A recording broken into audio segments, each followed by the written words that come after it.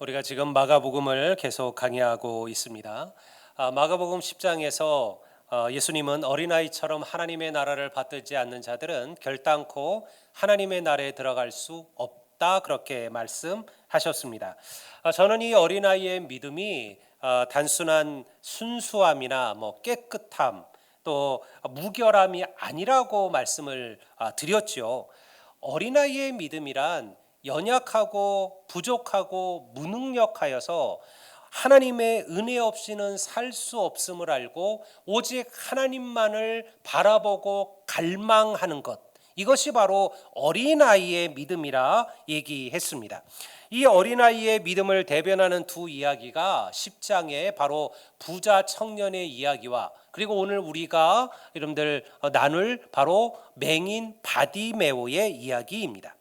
마가는 어린아이처럼 주님의 나라를 받들지 못했던 부자 청년과 아무것도 가지지 못했던 비참한 인생이었지만 어린아이처럼 하나님의 나라를 받들었던 바디메오를 통해 오늘 우리에게 우리의 믿음에 대해서 가르치고 있는 것입니다. 예수님과의 만남은 바디메오의 삶에 위대한 변화를 일으켰습니다. 구걸을 하며 죽음보다 못한 하루하루를 살아가던 바디메오가 어떻게 그 누구도 경험하지 못했던 위대한 기적을 경험하고 하나님의 축복을 받는 주인공이 되었는지, 그리고 그 이야기가 오늘 이 시대를 살아가는 우리들에게 어떤 의미가 있는지를 오늘 본문을 통해서 나눠보고자 합니다. 성경은 바디메오에 대해서 이렇게 설명하고 있습니다. 46절을 보면요, 이렇게 나오죠. 디메오의 아들인 맹인거지 바디메오가 길가에 앉았다가, 우리는 이 짧은 구절에서 바디메오에 대하여 몇 가지를 이해할 수가 있죠. 첫 번째, 그는 앞을 보지 못하는 맹인이었습니다. 보지 못하는 자였다라는 거예요. 우리가 다른 복음서를 보면요, 그는 태어날 때부터 맹인된 자입니다. 중간에 어떤 질병으로 보게 된 자, 못 보게 된 자가 아니라 날 때부터 빛을 보지 못한 자였다라는 거죠. 동시에 구걸로 먹고 사는 거린이었습니다. 당시의 상황 속에서 앞을 보지 못하는 이가 할 수 있는 일들이 뭐가 있을까요? 지금도 사실은 정상적인 이들보다 장애를 가진 이들이 살아가는 게 쉬운 세상이 아니잖아요. 예전에 우리 사실은 우리나라를 보면 맹인이셨던 분들이 가장 많이 진출했던 일들이 안마였습니다. 눈이 보이지 않으니까 이 손끝의 감각이 발달하게 되거든요. 그러니까 안마 쪽으로 많이 나가서 안마 일을 하시던 분들이 많았죠. 근데 그런 분들은요, 오히려 잘 풀린 분들이었습니다. 우리나라에서도 다르지 않았습니다. 앞을 볼 수 없다는 거, 그 집안이 특별한 부자가 아니라면 그의 삶은요, 고달플 수밖에 없었습니다. 태어날 때부터 볼 수 없는 눈을 가지고 태어나 평생을 살아야 했던 바디메오가 겪었을 그 고통과 그 눈물을 누가 다 이해할 수가 있을까요? 근데 왜 그렇게 살아야 했을까요? 바디메오는 하늘에서 뚝 떨어진 사람이 아닙니다. 그가 이 세상에 나왔다라는 것은 그에게도 아버지가 있고 어머니가 있고 가족이 있다라는 것이죠. 바디메오란 이름의 뜻이 뭐냐? 사실 바디메오는요, 명확하게 말하면 이름이 아니에요. 바디메오란 이름은요, 이 바르라는 아들이라는 뜻의 헬라어 바르와 디메오, 티메우스라는 이름의 합성어예요. 그러니까 다시 말해서 디메오의 아들, 그게 바로 바디메오입니다. 그러니 사실은 바디메오는요, 이름이 없는 거예요. 사람들이 그를 보면서 뭐라 불렀어요? 제 디메오의 아들이래. 저 사람 디메오의 아들이야. 그래서 바디메오가 된 거예요. 그러니까 이 말은 뭡니까? 그를 낳아준 부모가 있었지만 그는요, 버림받은 거예요. 가족이 있어도 그가 지금 길거리에 나와서 구걸을 하면서 살아가고 있죠. 그것은 그가 버림받았다는 것을 말합니다. 왜 그럴까요? 유대인들은 장애를 하나님의 형벌이라고 여겼어요. 장애를 가진 자녀를 두는 것을 부모의 수치라고 생각했죠. 그래서 장애를 가진 아이들을 버린 일들이 허다했습니다. 그런데 주님은 달랐어요. 주님은요, 그를 기억하셨습니다. 그를 알고 계셨습니다. 그의 장애를 하나님의 영광을 드러낼 기회로 삼았다라는 것이죠. 여러분, 우리가 건강하다는 것이 우리가 공로가 있어서, 우리가 뭘 잘해서, 우리가 정말 다른 사람보다 선하고 특별해서 우리가 건강하게 사는 건가요? 우리의 건강함은 우리의 공로로 얻은 게 아닙니다. 다시 말해서 누군가의 장애도 누군가의 잘못으로 주어지는 게 아니라는 거예요. 그것은 정말로 인생에 하나님께 주신 삶의 수많은 이야기들 가운데 하나일 뿐입니다. 때로는 누구의 잘못으로 장애를 겪기도 합니다. 멀쩡하던 이가 큰 교통사고로 갑자기 하반신을 쓸 수 없는 그런 장애를 경험하기도 하지요.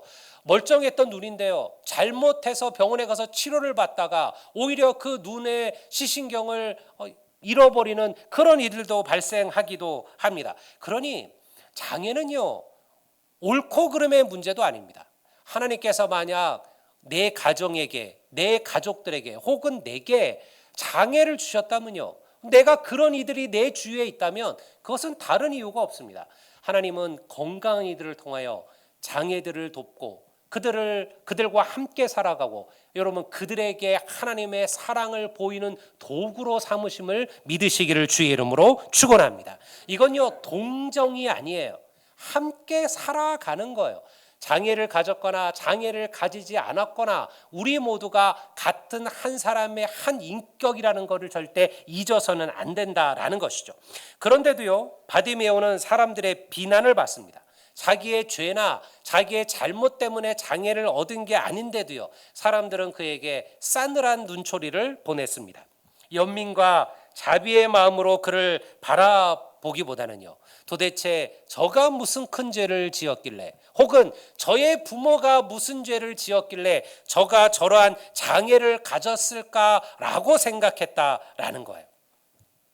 그런데 하나님은 그런 바디메오의 고통과 눈물을 보고 계시고 듣고 계셨음을 믿으시기를 주의 이름으로 축원합니다. 어느 날 그의 삶에 위대한 기적의 시간이 다가오기 시작했습니다. 여러분, 국어라는 거린들에게, 이런 이들에게 가장 좋은 곳은 어딜까요? 사람들이 많이 모이는 곳이죠. 사람들이 많이 모여야 국어를 할 수 있으니까요.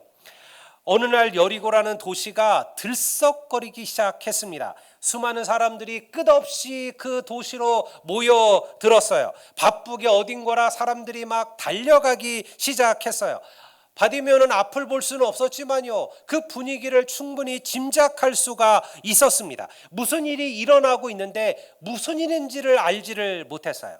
그러다 누군가 외치는 소리를 들어요. 그게 뭐냐? 나사렛 예수다. 나사렛 예수가 이곳으로 오고 계시다 라는 소리를 듣게 된 겁니다. 십자가에 달려 돌아가시기 위해 예루살렘으로 가시던 예수님께서 여리고에 들리게 되신 거예요. 그 순간 바디메오는요, 위대한 하나님의 역사가 시작되고 있음을 깨닫게 됩니다. 그의 삶에 위대한 기회가 찾아오고 있었던 것이죠. 바디메오는 비록 눈을 볼 수 없었지만요, 수없이 메시아에 대해서 들었습니다.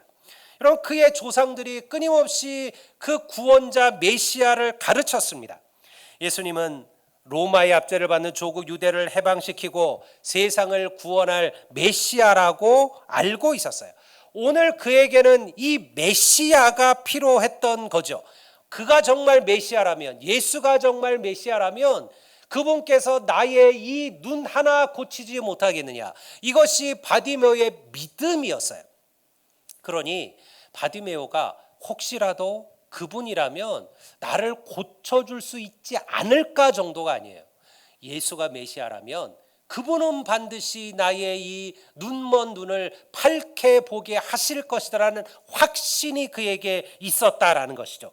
그는 주저하지 않았습니다. 그리고 목소리 높여서 소리를 지릅니다. 47절을 볼까요? 우리 다 같이 한번 읽어보시겠습니다. 다 같이 읽겠습니다. 나사렛 예수시란 말을 듣고 소리질러 이르되 다윗의 자손 예수여 나를 불쌍히 여기소서 하거늘. 여러분, 이 구절을 잘 한번 묵상해 보세요. 뭔가 좀 다르죠. 바디메오가 들었던 소식, 들었던 이름은 뭐냐면 나사렛 예수라는 이름이었어요. 나사렛 예수가 온다라는 얘기를 들은 거예요. 그런데 지금 바디메오는 뭐라고 소리칩니까? 나사렛 예수라고 말하지 않고요, 다윗의 자손 예수라고 말합니다. 다윗의 자손이라는 용어는 유대에 있어서, 유대 백성들에 있어서 전형적인 메시아 용어예요. 메시아는 누구의 후손이에요? 다윗의 후손이에요. 다윗의 후손이라는 말은 마치 고유 명사처럼 어떤 사람이 나타나서 내가 바로 다윗의 후손이다 이렇게 얘기하면 그가 지금 스스로 뭐라고 말하고 있다는 거예요? 내가 바로 누구다? 메시아다라고 말하고 있다라는 거예요. 그러니까 지금 바디메오는요, 예수님을 보면서 뭐라고 얘기하는 거예요? 이분은 나사렛 예수가 아니라 바로 메시아 다윗의 자손이다. 그렇게 예수님을 지금 고백하고 있는 것이죠.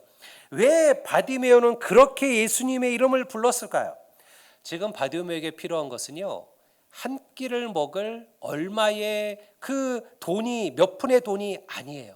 바디메오가 바라는 것이 예수님이 오면, 야, 예수님이 잘 나가신다니까, 야, 내가 예수님께 좀 그래도 구걸을 요청하면, 그리고 예수님 같은 분이 조금 좀 넉넉하게 풍성하게 조금 내게 주지 않을까, 그걸 기대한 게 아니에요. 바디메오는요, 버린 가족들을 다시 만나는 거, 나를 버렸던 그 인간들에게 내가 복수하는 거, 그 정도는 나사렛 예수도 할 수 있는 일이에요. 그건 인간 예수도, 인간 선생님도 할 수 있는 일이죠. 근데 바디메오가 바라는 것은 뭐냐면 자신의 눈을 뜨는 거예요. 태어날 때부터 맹인으로 태어났던 그의 눈을 뜨게 하는 것, 빛을 보게 하는 것, 이건요, 인간 나사렛 예수가 할 수 있는 일이 아니에요. 이거는 오직 하나님의 아들, 그리고 메시아 구원자이신 예수님만이 할 수 있는 일이죠. 그래서 그는 믿음으로 예수님을 다윗의 자손이라고 부르고 있는 거죠.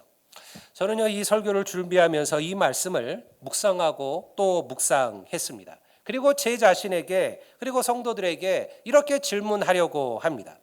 여러분들에게는 예수님이 어떤 분이신가요? 여러분들은 예수님을 누구라고 생각하시나요?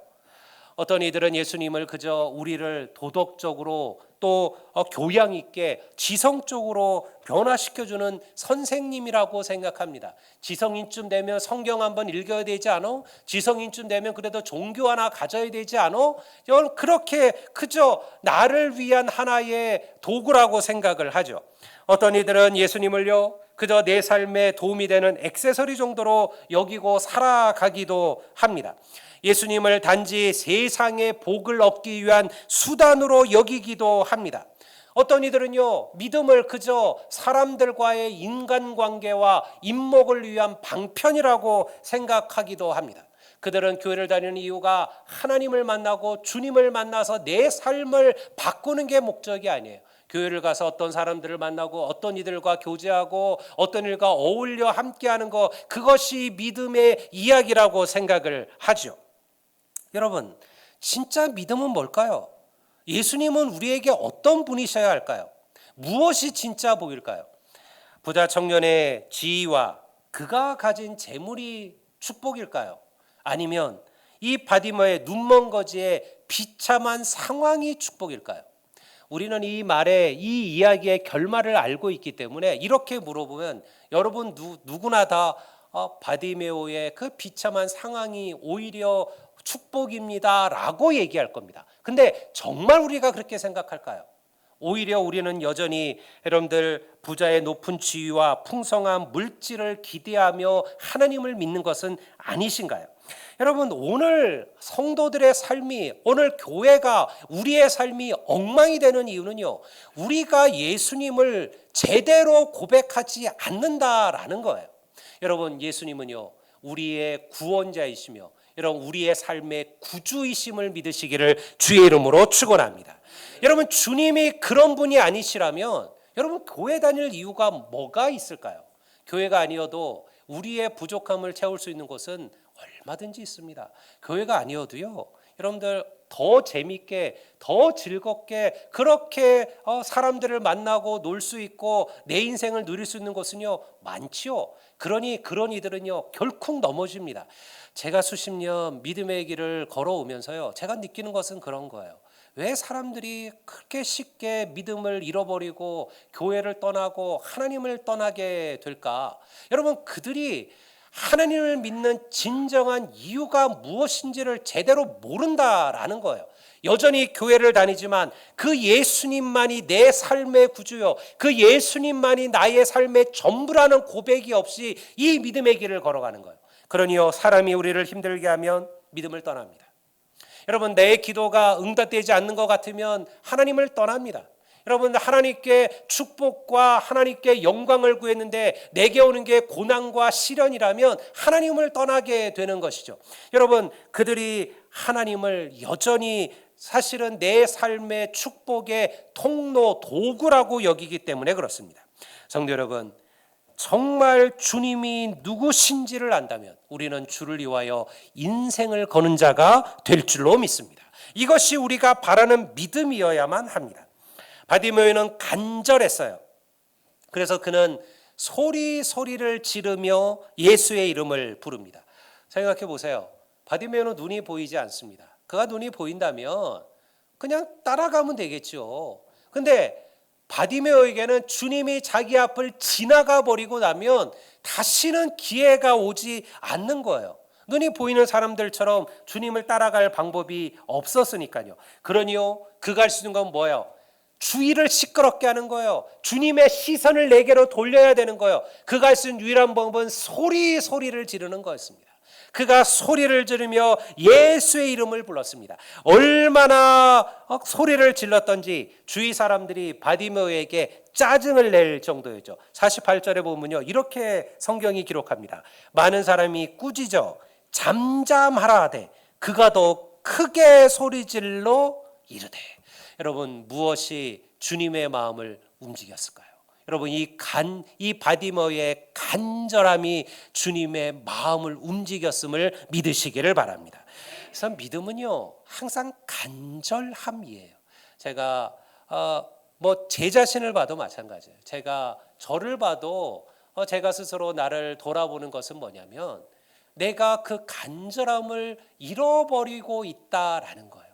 내가 처음 교회를 다닐 때, 내가 정말 주님이 좋아서 하나님께 예배했을 때, 정말 하나님께 그 첫 찬양을 드렸을 때, 내가 첫 사역을 시작했을 때, 내가 첫 젊은이들에게 세례를 주었을 때, 여러분들 내가 설교를 준비하면서 그 간절함이 있었던 그 시간들, 여러분 그런 것들이 사실은 우리에게 시간이 지나면서 점점 식어져 버리게 되는 거예요. 오늘 우리 교회들, 오늘 성도들, 우리들의 문제가 무엇이냐면 믿음이 없다는 게 문제가 아니에요. 믿음이 없는 인생은 없습니다. 우리 모두는 다 믿음이 있어요. 그 믿음이 크고 작은 믿음일 수는 있지만 여러분, 교회를 나온다라는 것은 믿음이 있는 거예요. 근데 여러분, 하나님께서 기뻐하시는 믿음은 무슨 믿음이냐? 간절한 믿음인 줄로 믿습니다. 간절함이 있어야 우리가 하나님 앞에 나아가고 하나님의 마음을 움직이는 거예요. 여러분, 이것이 인간적이라고 생각하지 마세요. 하나님이 어떤 분이신데 우리가 간절하면 움직여 주시고 안 간절하면 안 움직여 주시고. 여러분, 하나님은 우리의 좋은 아버지예요. 성경에서 하나님과 우리의 관계는요 아버지와 자녀의 관계입니다. 여러분, 자녀들도 생각해 보세요. 두 자녀가 있어요. 하나는 알아서 잘해요. 지가 알아서 알바도 하고 지가 필요한 거 쓰기도 하고 사서도 하고 다 잘하는 자식이고요. 하나는 안 해요. 계속 부모님을 쫄라요. 이거 해줘야 된다. 이것도 해달라. 뭐 해달라. 여러분, 어떤 자식 해줄 것 같아요? 잘하는 자식 안 해준다니까요. 얘는 잘하니까. 놔둬도 알아서 잘하고 알아서 잘 살아가니까요. 그거는 그래. 이건 축복받은 아이잖아요. 부모가 안 해줘서 걔를 미워한다는 게 아니에요.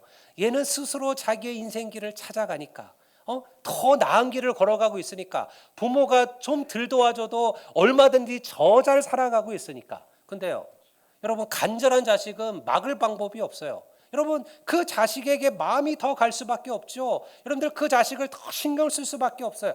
모든 마음이 그러합니다. 하나님도 마찬가지예요. 여러분 하나님은 우리에게 간절함을 원하셔요.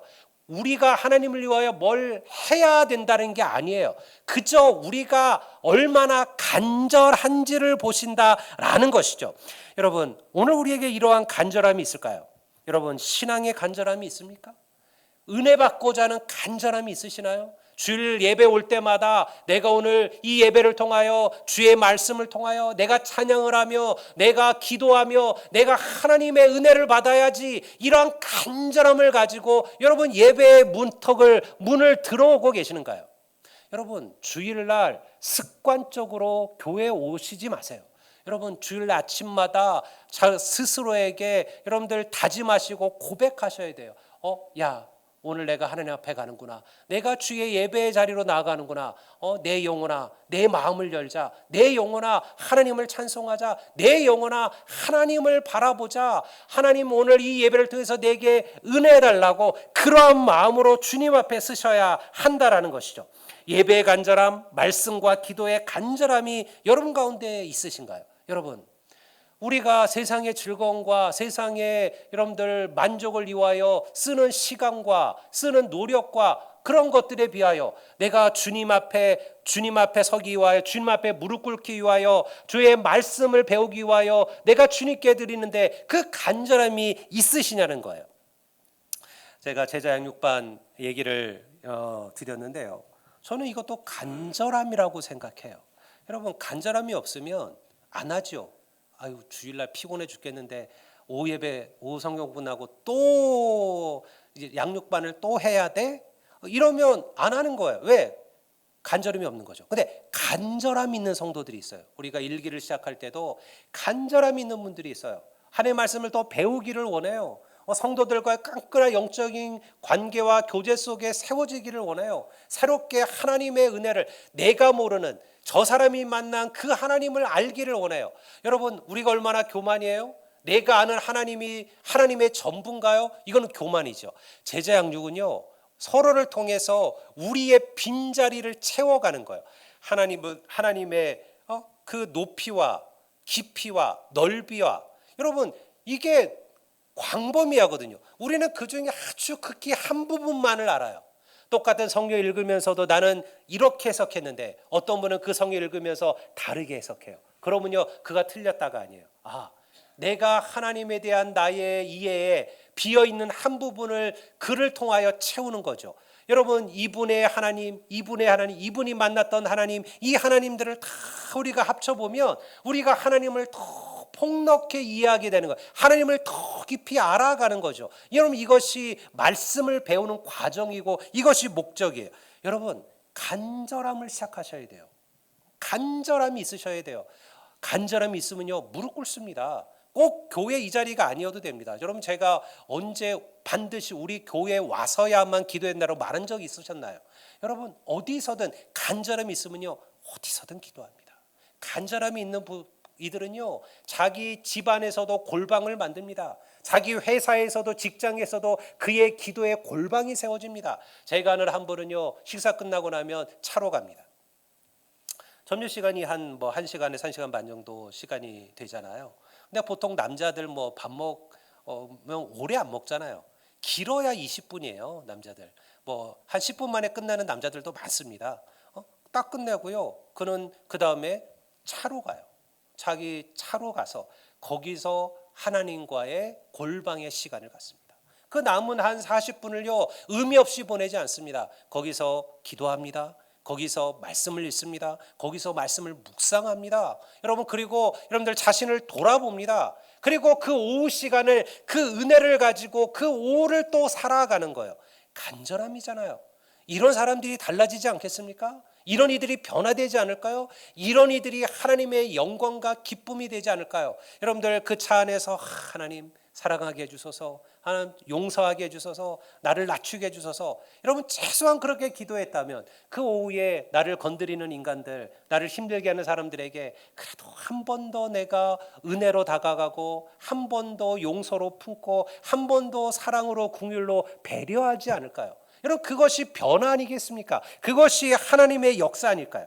여러분 오늘 우리에게 필요한 것은요 바로 이 간절함이에요. 성도 여러분, 간절한 마음으로 예배를 참석하시고 간절한 마음으로 하나님 앞에 기도하시기를 주의 이름으로 축원합니다.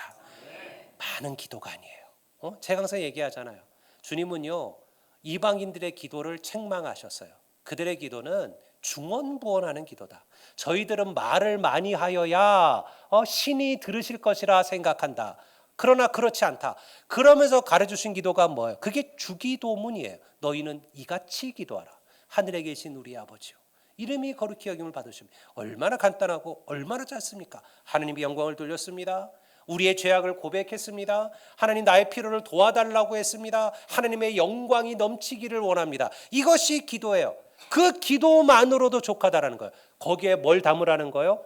간절함을 담으라는 거예요. 한마디의 기도에 간절함을 담으면 하나님은 반드시 들으시고 응답하실 줄로 믿습니다. 바디메오가 주님께서 이 바디메오의 간절함을 보셨습니다. 49절을 보면요, 예수님께서 그를 부르시는 얘기가 나와요. 예수님께서 이렇게 말씀하죠. 머물러 서서 지나가시다가 그 발을 멈추셨습니다. 그를 부르라 하시니 그들이 그 맹인을 부르며 이르되 안심하고 일어나라, 그가 너를 부르신다 하매. 바디메오가 그 말을 들었습니다. 어떻게 했을까요? 50절을 한번 우리 다 같이 한번 읽어보겠습니다. 다 같이 읽습니다. 맹인이 겉옷을 내버리고 뛰어 일어나 예수께로 나아오거늘. 그가 뭘 버렸다고요? 겉옷을 던져버렸습니다. 그리고 앞을 볼 수도 없는 그가 어떻게 갔다고요? 뛰어갔습니다. 여러분, 눈이 보이지 않는 이는 절대 뛰지 않습니다. 지팡이로 모든 곳을 다 두들겨보고 안전해야 갈 수가 있죠. 근데요, 바디메오가 겉옷을 던져버렸습니다. 그리고 넘어지든 자빠지든 상관없이 주님의 목소리가 있는 그곳으로 그가 뛰어 달려갔다라는 거예요. 길거리를 구걸하던 거지 바디메오에게 겉옷은요, 그가 가진 전부입니다. 일교차가 큰 팔레스타인에서는요, 겉옷은 낮에는 바람과 모래를 막는 그러한 용도가 되지만요, 밤이 되면 그것은요 이불이 됩니다. 그래서 당시 유대인의 옷이라는 게 우리처럼 이렇게 뭐 손 넣고 이런 게 아니잖아요. 그냥 포대기예요. 포대기를 둘둘 말고, 그래서 허리에는 끈으로 그 허리를 동이는 이런 옷들이죠. 풀면 그냥 하나의 그냥 천이에요. 그러니까 사실은 바디메오에게 겉옷은 그냥 겉옷이 아니라 그가 가진 전부입니다. 한겨울에 밤에 그 추위를 막아줄 수 있는 유일한 그의 것이죠. 근데 주님께 가기 위해서 그가 겉옷을 버렸다라는 거예요. 왜? 그가 얼마나 간절했는지를 보여주는 거죠. 그 중요한 겉옷도 예수님의 부르심 앞에 그를 거추장스럽게 하는 것에 불과했다라는 것입니다. 여러분, 우리는 이 얘기를 보면서 누구를 기억하게 돼요? 부자 청년을 보게 되는 거예요. 주님께서 네가 가진 모든 것을 가난한 자들에게 나누어 주고 그리고 너는 와서 나를 따르라고 말씀했을 때 그는 버렸어요, 못 버렸어요? 못 버렸어요. 그는 재물이 심히 많은 거로 근심하며 돌아갔더라. 그는 버리지 못합니다. 여러분, 그건 너무 많은 재물이고 바디메오는 고작 겉옷 아닙니까? 아니요. 그 둘에게 있어서 그것은 전혀 다르지 않습니다. 여러분, 우리가 주님을 따르려면요, 무엇인가 버려야 될 것들이 있습니다. 너무 많은 이들이 이 겉옷들을 붙들고 있어요. 누구에게는 돈이겠죠. 누구에게는 자기 인생의 즐거움일 겁니다. 누구에게는 인맥이고 사람일 겁니다. 누구에게는 자기의 자존심, 자기의 성격, 이런 자기의 교만일 겁니다. 여러분, 이런 것들을 여러분들 붙들고 있는 한 우리가 하나님 앞에 나아갈 수 없다라는 것이죠. 여러분, 그가 그 모든 걸 버렸어요. 그리고 주님께 나아갔습니다. 주님이 그에게 묻습니다. 네가 무엇을 원하느냐? 내가 무엇을 하여 주기를 원하느냐? 그렇게 물었을 때 바디메오가 뭐라고 답했죠? 내가 보기를 원하나이다. 보기를 원하나이다. 얼마나 담대한 고백이에요. 여러분, 사실은 바디메오는요, 이미 주님께서 나를 고치실 줄로 믿고 있었던 거예요. 그래서 다른 거 구하지 않았어요. 주님이시라면 얼마든지 다른 것도 해주실 수 있었을 겁니다. 그런데요, 바디메오는 명확했어요. 그의 구하는 것은 내가 보기를 원하나이다. 성도 여러분, 하나님 오늘도 우리를 다시 보게 하시는 분이신 줄로 믿습니다. 문제는요, 우리의 믿음이 부족하다라는 거예요. 우리의 믿음이 부족해서 우리가 이 역사를 경험하지 못하는 거죠. 여러분, 기적은 믿음대로 될 줄을 믿으시기를 바랍니다. 바디메오의 담대한 구함에 주님이 뭐라고 답하셨을까요? 야, 그래도 우리가 초면인데 너무 센 거 구하는 거 아니냐? 초반부터 바로 보는 거는 너무 좀 그렇지 않냐? 좀 시간을 두고 우리 천천히 한번 생각해 보자. 이렇게 답하지 아니하셨어요. 바디메오의 담대한 믿음에 주님도 담대하게 답하셨어요. 내 믿음대로 될지어다. 너의 믿음대로 될지어다. 내 믿음대로 네가 보게 될 것이다. 여러분, 그리고 바디메오의 눈이 띄어진 줄을 믿으시기를 바랍니다. 저는 이 구절이 그래서 너무 좋아요. 여러분, 우리가 성경에 믿는 자에게는 능치 못함이 없다. 믿는 자에게는 능치 못함이 없다. 성도 여러분, 하나님을 향한 믿음을 든든히 세워가십시오. 위대한 하나님의 역사를 바라신다면요, 여러분들이 먼저 위대한 믿음을 먼저 세우시기를 주의 이름으로 축원합니다. 구하기를 주저하거나 멈추지 마세요. 물론 주시는 분은 하나님이셔요. 내가 구한다고 내가 구한 대로 응답되는 기도는 없습니다. 여러분, 만약 어떤 이가 나는 기도한 대로 다 받았다, 나는 기도한 대로 다 되었다라고 말한다면 여러분, 둘 중에 하나입니다. 그가 정말 신실한 하나님의 사람이어서 하나님이 원하신 대로 구했거나, 또 하나는요, 교만입니다. 여러분, 세상에 그런 기도는 없습니다. 우리는 죄악되고 연약하기 때문에요, 우리는 우리의 욕심을 따라 구할 때가 너무나도 많습니다. 여러분, 하나님께서 우리의 욕심 따라 구하는 기도를 다 들으신다면 세상은 어떻게 될까요? 엉망진창이 되겠죠. 여러분, 예전에 영화에도 그런 게 있었잖아요. 어떤 사람이 하나님께 열심히 수많은 사람들이 기도를 했어요. 너무 힘든 거예요. 이게 기도가 너무 많은 거예요. 그래서 하나님께서 그냥 한 방에 다 오케이를 싹 해주셨어요. 큰일이 났습니다. 수많은 사람이 로또가 됐어요. 로또 1등 당첨이 됐어요. 근데 당첨금이 $5였어요. 너무 많이 돼서 수백만 명이 되니까 똑같은 당첨금 나눠 가져봤자 얼마 되지를 않는 거죠. 여러분, 우리는 욕심 따라 구합니다. 근데 하나님은 아셔요.